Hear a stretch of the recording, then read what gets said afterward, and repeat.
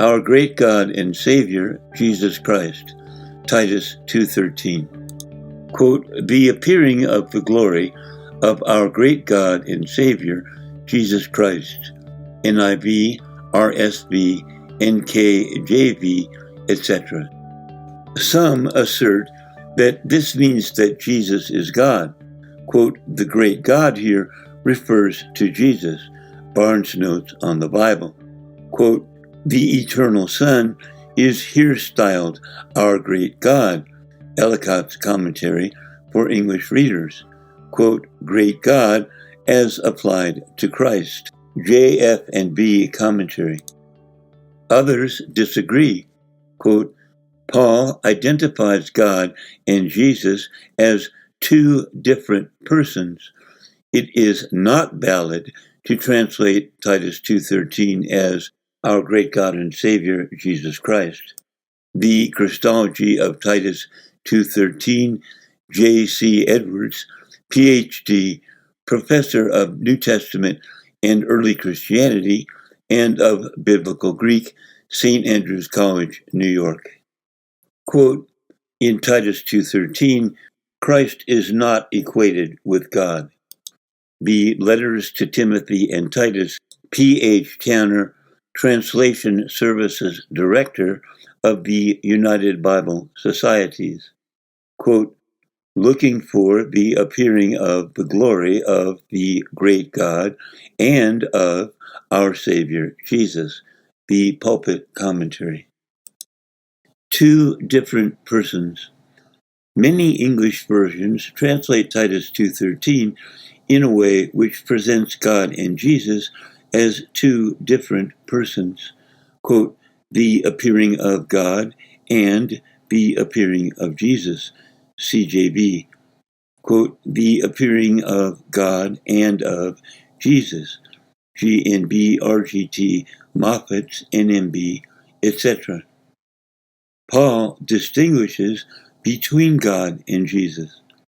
In many of his writings, Paul presents God and Jesus as two different persons, Ephesians 5:5, of God and of Jesus, ASV, AMP, CEB, ESV, etc.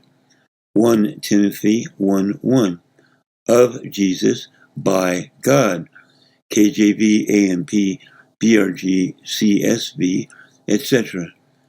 2 Timothy 4:1, of God and of Jesus, ASV, AMP, CEB, ESV, etc.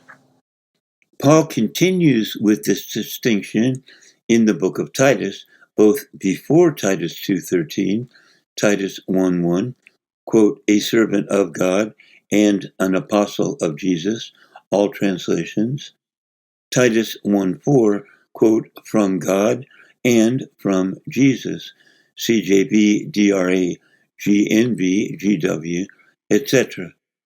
And after Titus 2:13, of God through Jesus, Titus 3:4 and 6.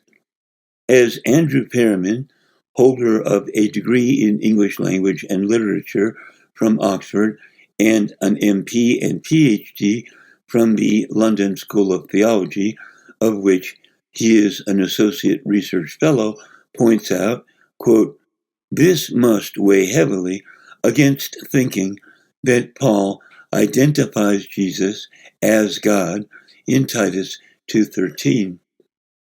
And as the New Testament scholar and Trinitarian Henry Alford points out in his Greek Testament Critical Exegetical Commentary, Volume 3, page 421, quote, a translation which differentiates God from Jesus at Titus 2:13 is both structurally and contextually more probable and more agreeable to Paul's way of writing. Would it not be strange indeed if, after so consistently distinguishing between Jesus and God, Paul were to suddenly and inexplicably declare Jesus to be God? Trinitarian counter-arguments. 1. Appearing is singular. Trinitarianism argues that since the word appearing is in the singular form, as opposed to the plural form appearings, it refers to God and Jesus as a single being.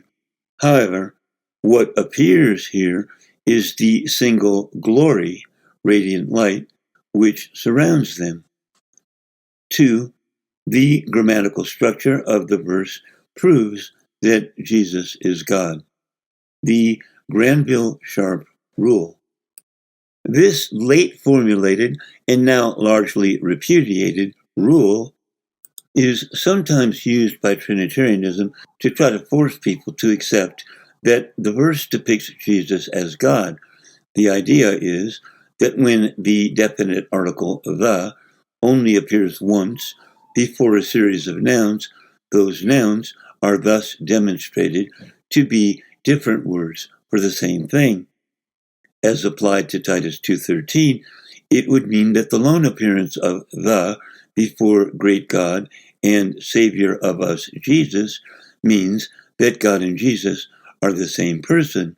However, quote, a wide range of grammarians and biblical scholars have recognized that the absence of the definite article before our Savior, Jesus Christ, is quite inadequate to establish the Trinitarian claim that Jesus is here called the Great God. The Trinity, Christianity's Self-Inflicted Wound, page 280, Buzzard Hunting, 1998. Quote, the repetition of the article was not strictly necessary to ensure that the items be considered separately. A Grammar of New Testament Greek, Volume 3, page 181, Moulton Turner, 1963. Quote, we cannot be sure that such a rule is really decisive. Sometimes the definite article is not repeated even when there is a clear separation in idea. Grammatical Insights into the New Testament, Nigel Turner, page 16, 1965. Quote, it will probably never be possible to bring this down to rigid rules, which have no exception. A Grammar of the New Testament Greek, Alexander Buttman. Quote, this grammatical argument is too slender to bear much weight. The Expositor's Greek Testament, N.J. White. Quote, we cannot discuss here the problem of Titus 2:13, for we must, as grammarians, leave the matter open. A Grammar of New Testament Greek, J.H. Moulton, Volume 1, page 84. The Granville-Sharp rule cannot be used to prove that God and Jesus are the same person in Titus 2:13 or other verses of similar construction. 3. I will not give my glory to another, Isaiah 42:8. Trinitarianism argues that since God will not give his glory to another, the glory in which Jesus appears proves that he is God. But what God meant is that he will not give his glory to another would-be supreme being, i.e., false God. Quote, my glory will I not give to graven images. King James Version. Jesus is neither a false God nor a graven image. God did give Jesus glory. Quote, God gave him glory. 1 Peter 1:21. Quote, the glory which thou gavest me. John 17:22-24. This is not God's glory, but the glory which he gave to his only begotten Son before the creation of the world. Quote, we beheld his glory, the glory as of the only begotten of the Father. John 1:14. Quote, Father, glorify thou me with the glory which I had with thee before the world was. John 17:5. Jesus gave that same glory to us. Jesus said, quote, "The glory which thou gavest me, I have given them." John 17:22. God giving Jesus glory no more makes Jesus God than Jesus giving that same glory to us makes us God. Conclusion. Many Greek grammarians, New Testament commentators, and Bible translators agree that Titus 2:13 does not prove the deity of Jesus, while the evidence found in Paul's other writings and in the words of Jesus himself weigh heavily against such an interpretation.